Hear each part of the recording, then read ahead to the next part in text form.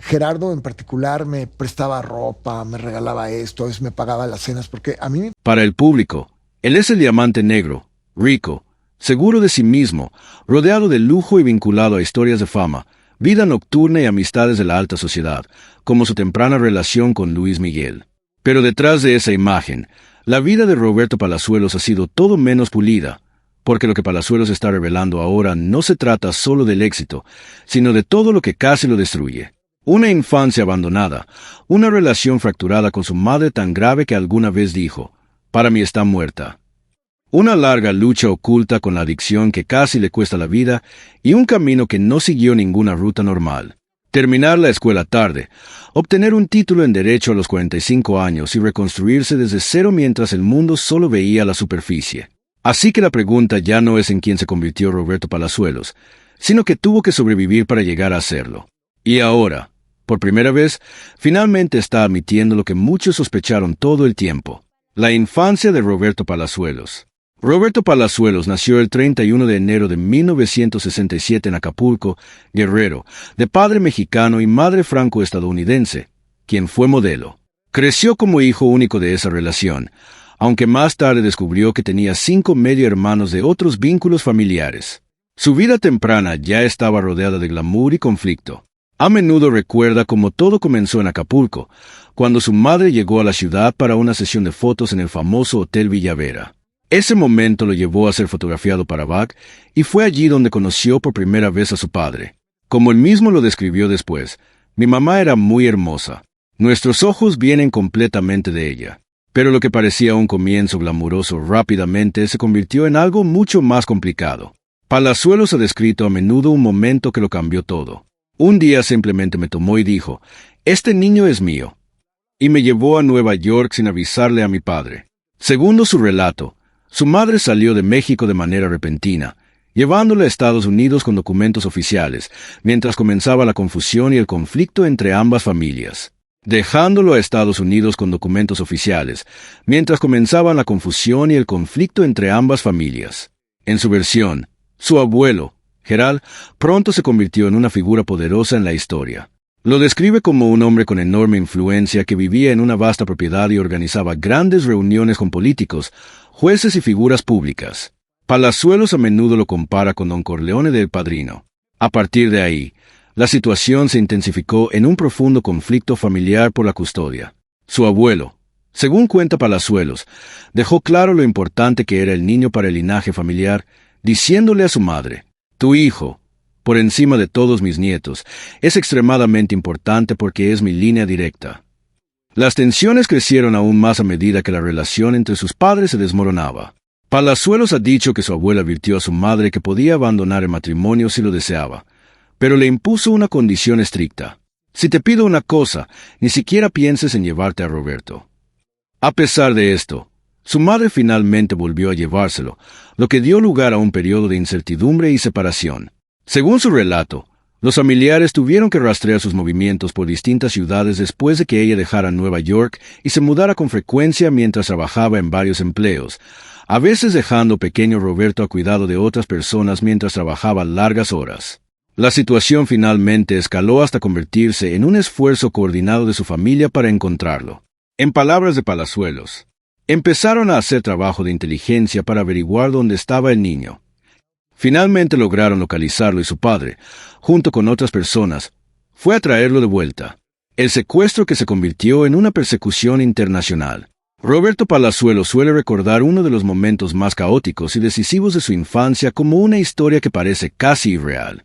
Cuenta que justo después de que su madre se fuera con él, todo se intensificó en cuestión de minutos. Según su relato, apenas llegaron personas a la puerta fingiendo revisar el gas.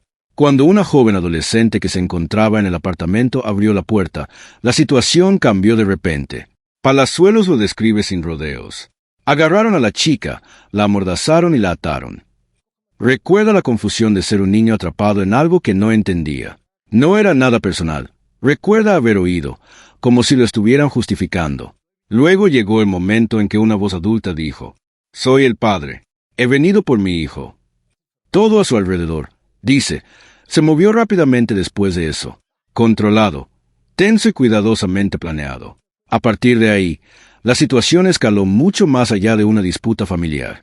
Describe haber sido trasladado por aeropuertos, primero hacia Houston y luego rumbo a México. Pero la situación no pasó desapercibida. Una vez que su madre se dio cuenta de lo ocurrido, Palazuelos dice que acudió directamente a las autoridades, incluso involucrando al FBI, alegando que su hijo había sido llevado. Se robaron a un niño en Estados Unidos. Según su versión de los hechos, la confusión se extendió rápidamente mientras las autoridades comenzaban a rastrear vuelos. Recuerda estar en un avión cuando las comunicaciones interrumpieron de repente el viaje. La aeronave, dice, fue contactada y se le pidió confirmar quién iba a bordo. Por favor, confirmen si Roberto Palazuelos está en el vuelo. Poco después, asegura, llegó la orden que sorprendió a todos. Al avión se le indicó que regresara. Palazuelos recuerda a su padre argumentando que todo era legal, mostrando documentos e insistiendo. Estoy demostrando que es un niño mexicano. Tengo su acta de nacimiento, sus documentos legales, no hay secuestro. Pero la situación siguió siendo tensa, atrapada entre dos países y dos sistemas legales. Su padre cuestionaba por qué un avión en espacio aéreo mexicano debía regresar bajo instrucciones extranjeras mientras las autoridades debatían la jurisdicción en tiempo real. Finalmente, después de largos retrasos y confusión, el vuelo continuó. Así fue como llegamos a México, dice Palazuelos, aún describiéndolo con incredulidad. Una infancia construida entre la pérdida y la lealtad. Roberto Palazuelos ha reflexionado a menudo sobre lo diferente que podría haber sido su vida si no fuera por la forma en que fue criado. Mirando hacia atrás, admite, si no hubiera recibido la educación que tuve, no sería quien soy hoy. Mi forma de vestir, mi mentalidad de negocios, nada. Para él, la identidad no solo se hereda, se forma a partir de las circunstancias. De niño dice que luchó con la ausencia, especialmente con la pérdida de la presencia de su madre en su vida diaria. Pero en lugar de crecer solo con ese vacío, estuvo rodeado de figuras fuertes del lado de su padre. Menciona con frecuencia a sus tías, especialmente a Susana Palazuelos y a otra tía que ya falleció, así como a su abuela. Tuve 3 madres. Me quitaron una y me dieron 3. Según él, lo rodearon de cuidado y atención en un momento de inestabilidad. Aún así, la complejidad emocional de su crianza nunca desapareció.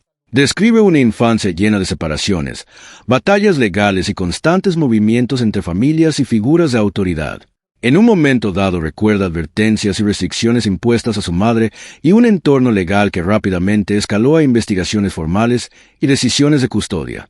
Era, en sus palabras, un mundo donde todo se volvió serio muy rápido. También habla de haber vivido en la casa de su abuelo después de ser llevado de regreso al cuidado de su padre, un hogar grande y controlado donde cada detalle era supervisado. Describe dormir cerca de su abuelo y crecer bajo una estricta vigilancia. Era como estar vigilado todo el tiempo. Cuando se le pregunta por su padre es más reservado, pero reconoce que la disciplina definió su crianza. Había estructura, distancia y poca suavidad emocional.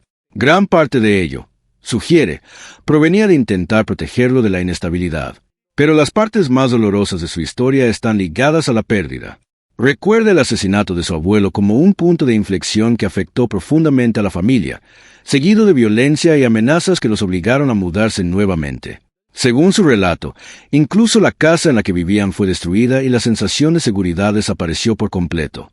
A través de todo ello, describe haber crecido entre contradicciones, privilegio, pero inseguridad, protección, pero ausencia, estabilidad, pero un constante miedo a cambio. Al reflexionar sobre sus años de adolescencia, no oculta la dificultad. Fue muy duro. Era un adolescente con muchos problemas por la ausencia de mi madre. Explica que aunque su padre intentaba brindarle estructura y oportunidades, esto a menudo venía acompañado de límites estrictos y una distancia emocional. Recuerda haber sido colocado en escuelas de élite, rodeado de jóvenes adinerados, mientras a veces se sentía fuera de lugar y desconectado. Incluso las cosas más pequeñas se convertían en recordatorios de esa diferencia: la ropa, el dinero, el sentido de pertenencia. Y aún así también reconoce algo importante.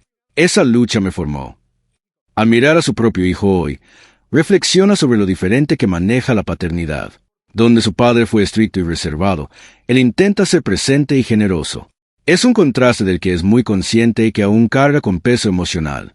La noche que lo cambió todo. Roberto Palazuelos ha dicho a menudo que hay un recuerdo de su adolescencia que nunca lo abandonó. Una noche que definió como ve la independencia, la familia y el orgullo. Recuerda tener unos 15 o 16 años, quedarse en casa de su tía Susana Palazuelos, un lugar que amaba profundamente. Sus amigos iban a salir a una cena costosa y la chica que le gustaba también iría. Parecía uno de esos momentos decisivos de la adolescencia. Pero cuando le pidió dinero a su padre para acompañarlos, la respuesta fue no.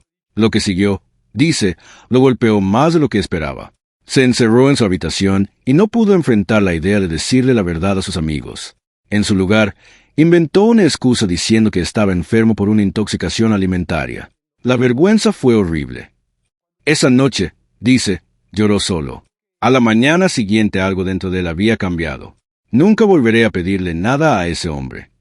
Desde ese momento, dice, empezó a trabajar y a buscar sus propias maneras de ganar dinero, incluso revendiendo dulces en la escuela. No se trataba solo de dinero, se trataba de orgullo.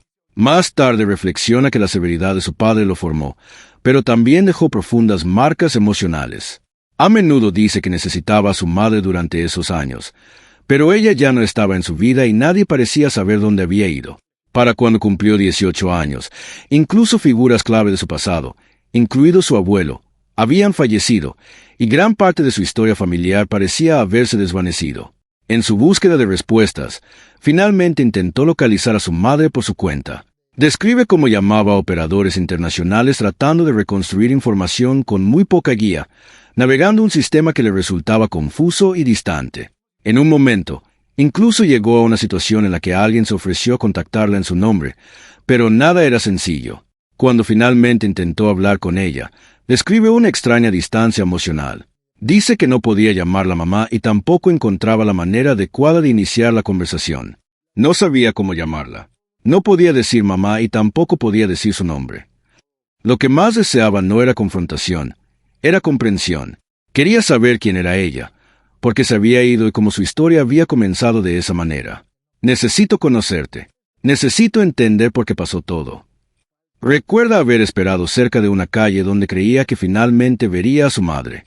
En cambio, lo que vio fue inesperado. Una mujer llegó sosteniendo a una niña pequeña. En ese momento, dice, se dio cuenta de algo impactante.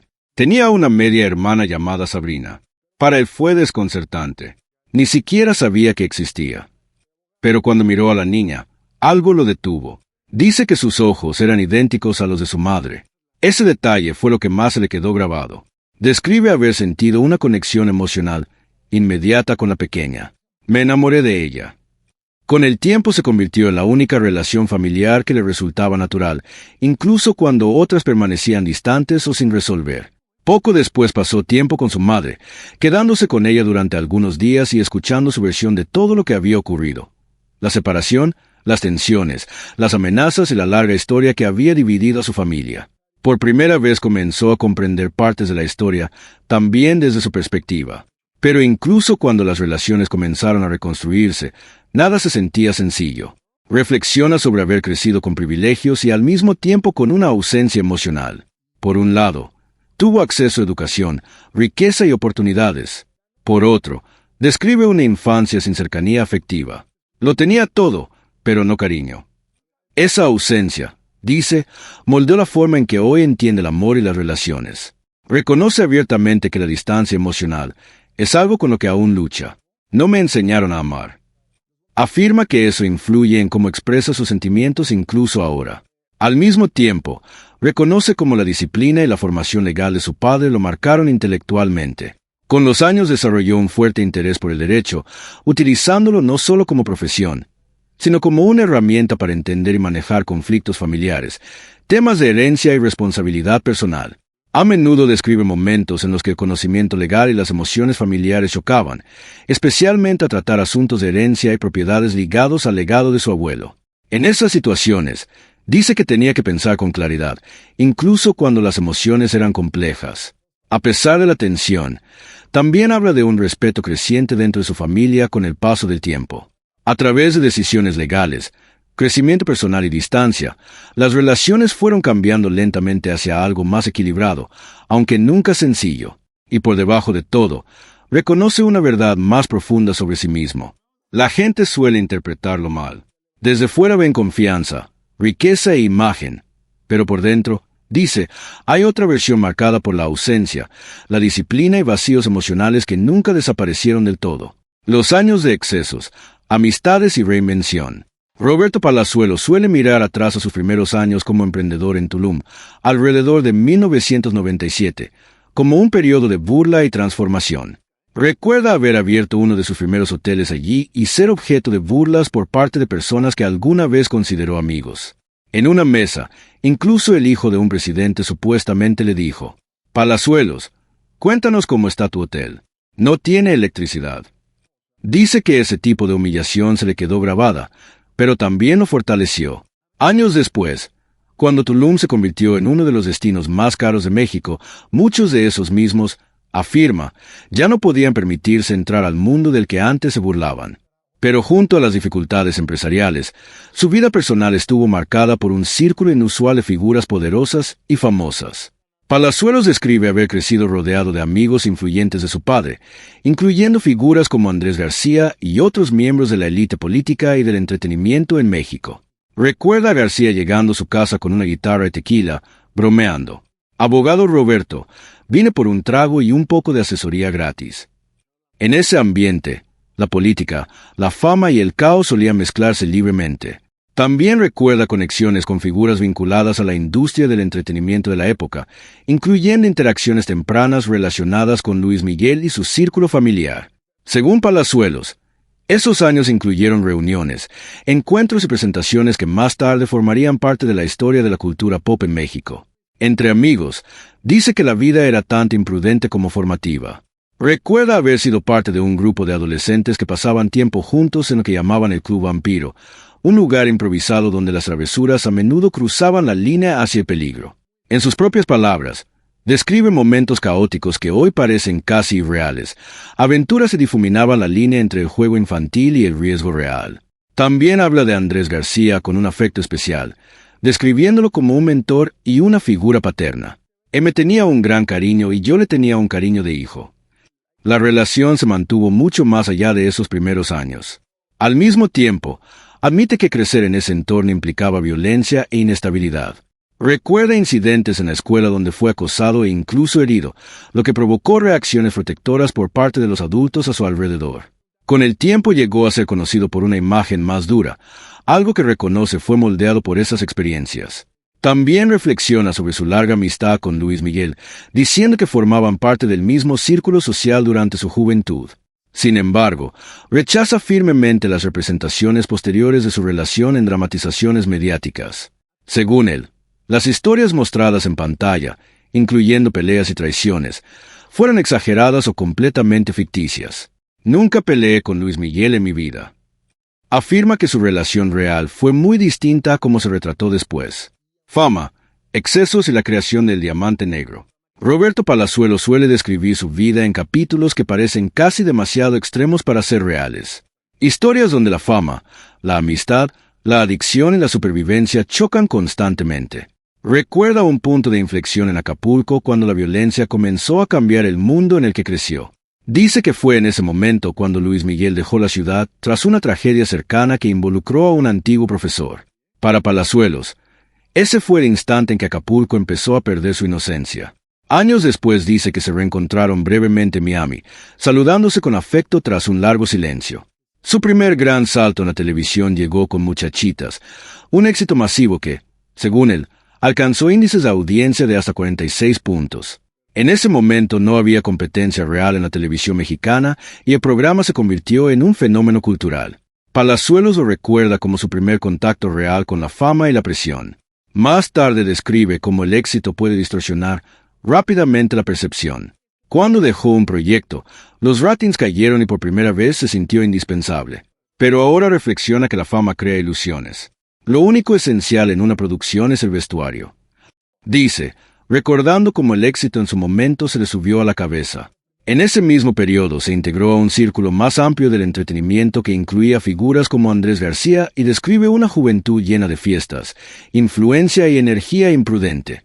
Fue también la época en la que conoció personas como Omar Chaparro, quien le dio el famoso apodo del Diamante Negro tras bromear sobre su apariencia y personalidad.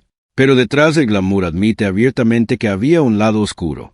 Palazuelos ha hablado de un periodo de adicción a la cocaína durante sus primeros años de carrera, señalando que la fama y las drogas se convirtieron en una combinación peligrosa. Recuerda haber perdido un llamado de grabación en una producción importante debido al tráfico y a consumo de drogas. Un incidente que prácticamente terminó con su papel y abrió la puerta para que otro actor lo reemplazara. Su punto más bajo, dice, llegó durante un spring break en Acapulco. Después de días sin dormir ni comer, se lanzó a una piscina desde una ventana durante una fiesta y estuvo a punto de ahogarse. Describe haber perdido el conocimiento y ser reanimado por otras personas.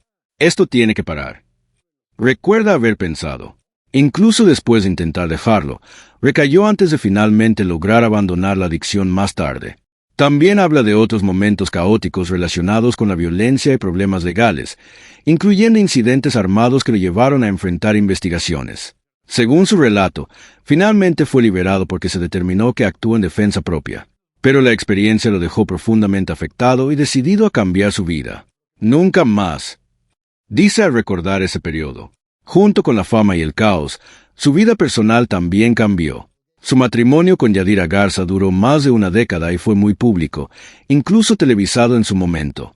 Pero Palazuelos ahora describe el matrimonio como algo con lo que tuvo dificultades emocionales, diciendo que es un hombre libre que tiene problemas con el control y el apego. A pesar del divorcio, afirma que mantienen una buena relación. A lo largo de todo, vuelve constantemente a una sola certeza: su hijo Roberto, a quien llama su mayor orgullo. A diferencia de su propia crianza turbulenta, describe a su hijo como disciplinado, centrado y enfocado, aunque comparten la pasión por los autos y la aventura. Mirando atrás, Palazuelos resume su vida como una serie de extremos: éxito, caída, recuperación y reinvención. Y en sus propias palabras no lo ve como un camino recto, sino como algo mucho más impredecible. En la vida no todo lo que brilla es oro. A veces soy yo.